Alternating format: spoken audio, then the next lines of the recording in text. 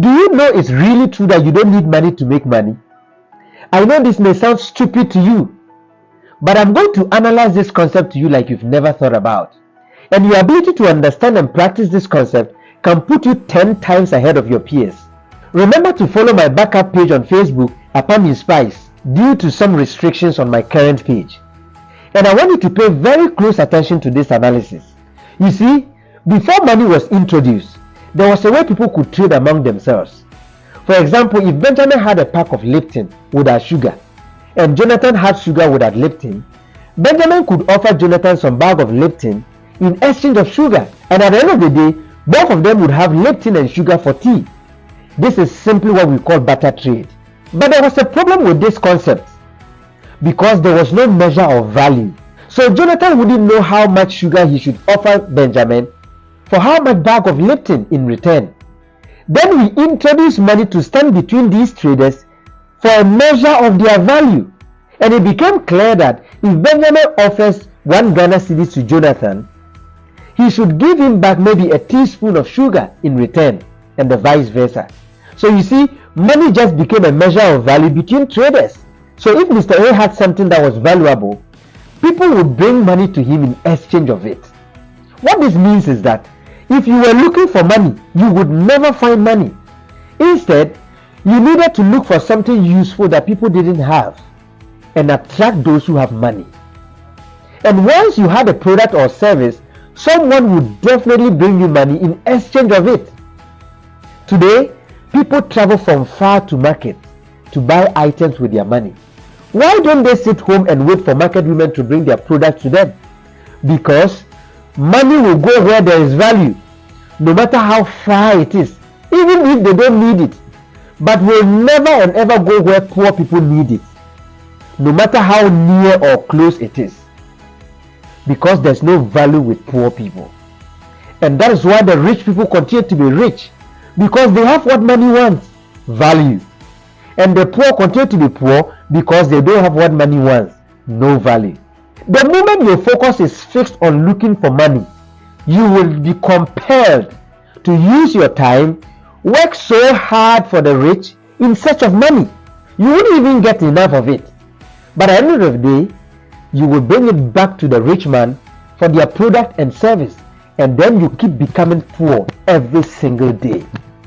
This is why you and I might be poor forever despite all our efforts, but may God forbid. You see, for you to be successful and have a better life, you must solve problems by way of introducing either a product or a service. If you solve a problem in a community, you become better in that community. And if you solve a problem in a country, you become better in the country, obviously. And once you solve a world-class problem, you become better in the world. Now ask yourself, how do you decide to become better in a whole society when your impact is only within the four corners of a classroom, where you are the most intelligent and dominant person?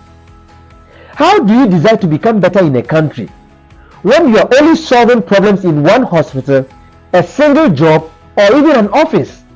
I know you are thinking and asking, have I not schooled a lot? How about my many degrees and job qualifications? Does it mean I'm not valuable much?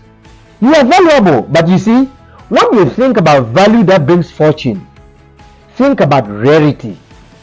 Value is not enough for success unless it's rare. How rare is what you have studied in school? And how useful is it in our today's society?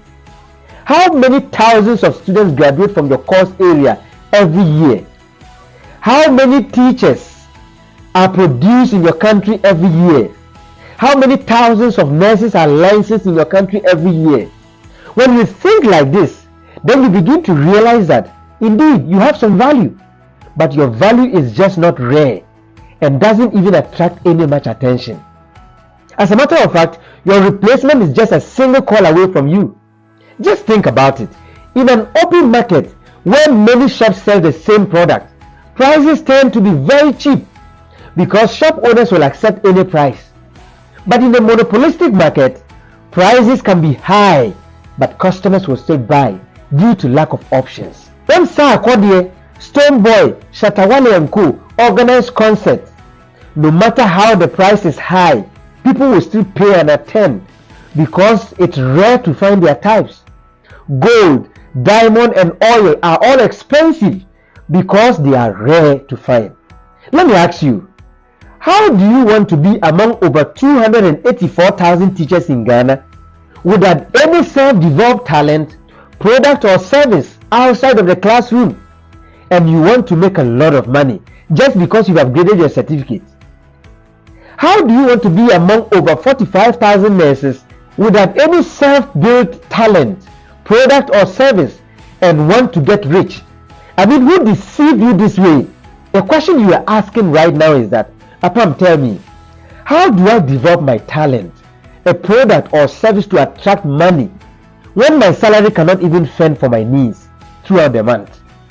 And if you pay close attention to this, you will know how to do it. You see, there are three powerful resources one can use to develop their talent, a product, and or a service to attract whatever attention you need and money. And those resources are your time, your brain, and money. All the reasons you are not succeeding is because you don't have money, isn't it? But tell me, is there any single and sane living human being without time and brain?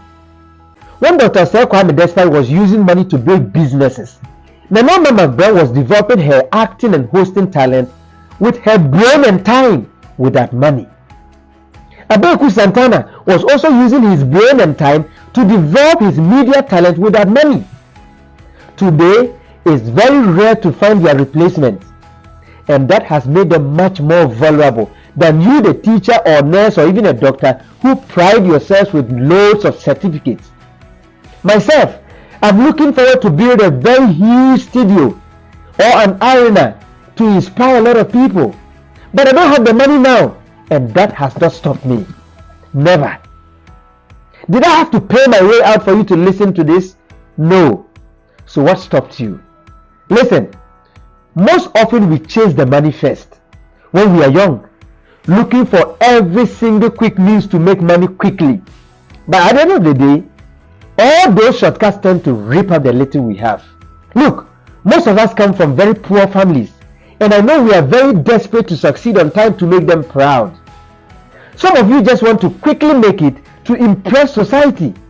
But you see, if you could shift your attention a little bit from making quick money, if you could just work hard and continue to serve your family the little you have for them to just survive, so that you can focus on building a long-standing brand, talent, or business product or services, I guarantee you, in 10 years to come, you would realize that you didn't need money to become a better person.